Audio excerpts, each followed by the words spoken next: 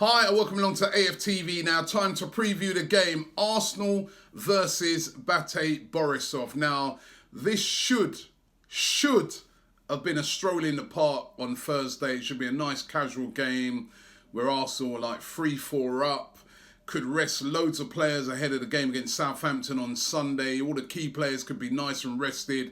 And basically just chill out and just take our time, get a 1-2-0 at home and go through to the next round, play a couple of kids maybe. However, after the horror show over there in Belarus, which I'm afraid to say I was there to witness, it's not an easy game anymore. I mean, we were so inept over there with our performance in Belarus that we've now put ourselves in a situation where we're 1-0 down, no away goal, and we've really got to go for it in the second leg, or else we will be out of the Europa League. And a lot of people have been saying that probably our easiest route into the top four this season is the Europa League. Well, we saw the other day that even with teams like Bate Borisov, if you take your foot off the pedal and relax and just assume that you're just going to turn up and roll over teams like this is what can happen. And as I said, it was really a net performance last week.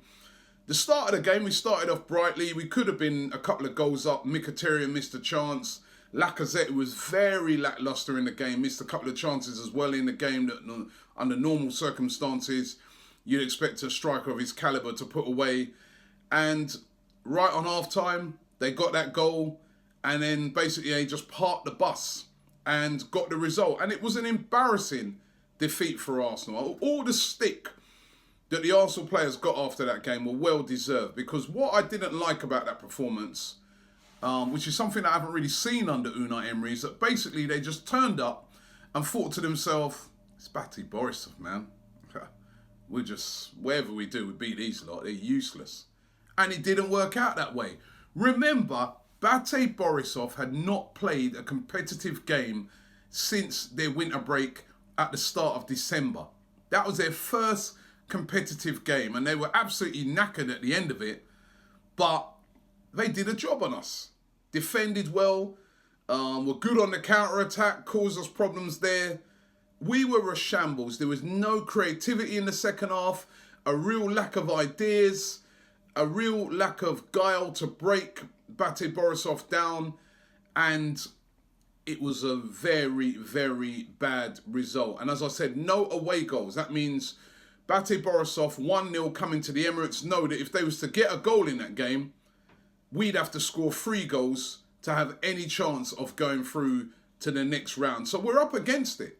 Even though it's Bate Borisov, we're up against it. And don't expect there to be a raucous atmosphere at the Emirates on Thursday, because couple of factors going against it. Number one is that, well, listen, fans should turn out, even though it is Bate Borisov. We can be a bit complacent as well, but we should turn out to a game like that. However, it's one of these games that have got these ridiculous 5:55 kickoffs, which means, you know, the game's going to start very early. We all know what the traffic's like in London. Most people in London, if you're working, you're not going to finish work until like 5 o'clock. The traffic's going to be horrendous to get there. So either fans who do come are going to get in late, or there might be some fans who just say, you know, I'm going to give this one a miss because it's going to be too difficult to get to. I understand that, you know, UEFA are trying to do these early kickoffs and, you know, it works okay when you do it abroad. You know, somewhere like Bate Borisov, where they did it where, remember, they're a few hours ahead anyway, and under normal circumstances, if that game kicked off at, say, 7:45 over there in Belarus, I think the time of the kickoff would have been something like about 10:45 in real time over there. Works over in those countries where they're an hour or 2 hours ahead. Over here in England, I just don't think, I think that's too early to expect fans to get to a game. But that's not Arsenal's decision, and the kickoff will be at 5 to 6. So hopefully fans will get in place early. Hopefully we'll get a good turnout. It is a half term over here in the UK this week, so hopefully we'll get a lot of youngsters in there. But the fans have really got to get behind the team, and the team have got to be up for it. If we were to lose this game, I hate to say it, but Unai Emery will start to come under a lot of pressure. Apparently the board are not happy with what happened last week, and you can't blame them. The fans were not happy with what happened last week. I'm not saying anybody's turning on him and chatting about Emery out and stuff like that, but if we was not to get through in the Europa League, it heaps a lot of pressure on Unai Emery. Means that he has to then try and get him through the top four, which you see how Man United are playing at the moment. That's going to be really difficult. And if he wasn't to make that, would he be around at the end of the season? I mean, I know it sounds weird to be saying this, especially a club that's had a manager for so long, but it's a highly pressurised game for him. And also, is he going to be like Sarri at Chelsea, start to get accused of being stubborn? And the reason why I'm saying that is we're starting to see a bit of stubbornness with him in this whole Ozil situation. We had a big debate on it the other day where on the podcast, if you haven't had a chance to watch that yet, make sure you watch it with DT, who's really pro Mesut Ozil, taking on Lee Gunner, who's very anti-Ozil, and there was arguments back and forth. My opinion on it is, in a game like Bate Borisov, where we need to create chances, Ozil has to start. For me, he has to start in this game. Whether he'll start or not, I don't know. We don't know if he's recovered fully from the so-called injuries. But for me, if he's fit and ready to go, he has to start.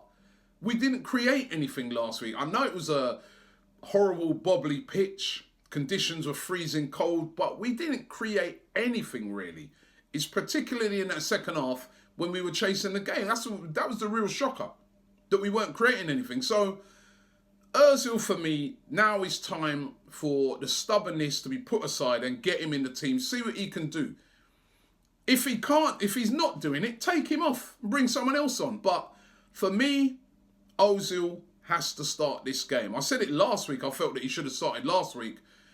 And I think from what I saw, I was vindicated. And as I said, we see with Chelsea during the week, with Sarri, his stubbornness to not bring on Giroud, his stubbornness in not bringing on Hudson-Odoi, bringing on a defender when he should have, been so stubborn.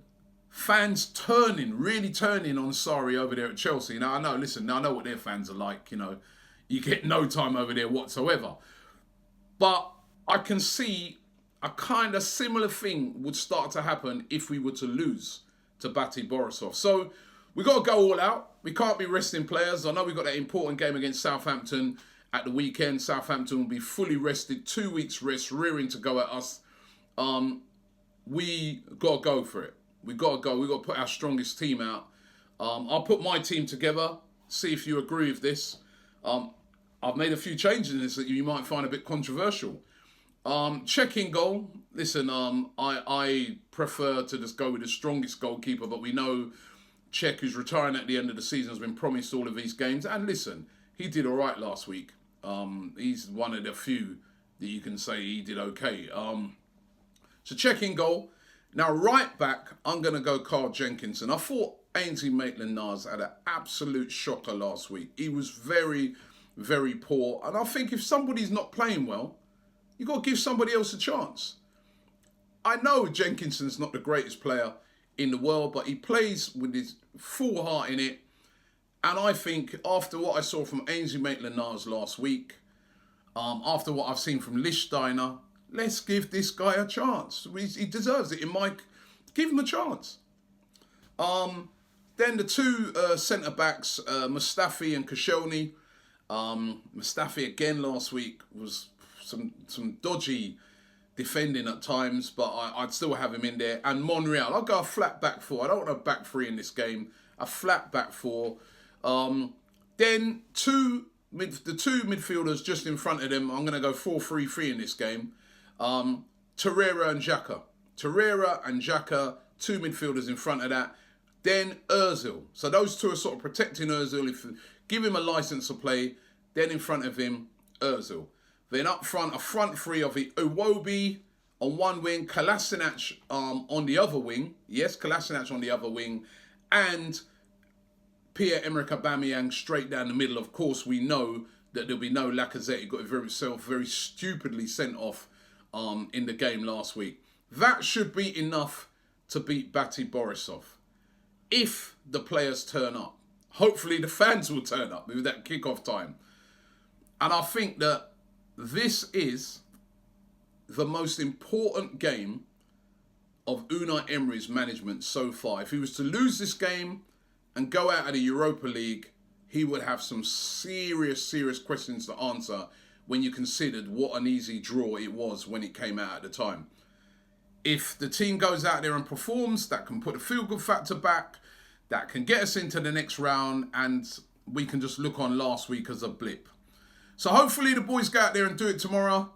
If you're going to the game, don't forget 5 to 6 kickoff UK time. Make sure you get there early. We'll be there after the game, doing all our interviews as usual. And hopefully I'm talking to some very happy and positive Arsenal fans.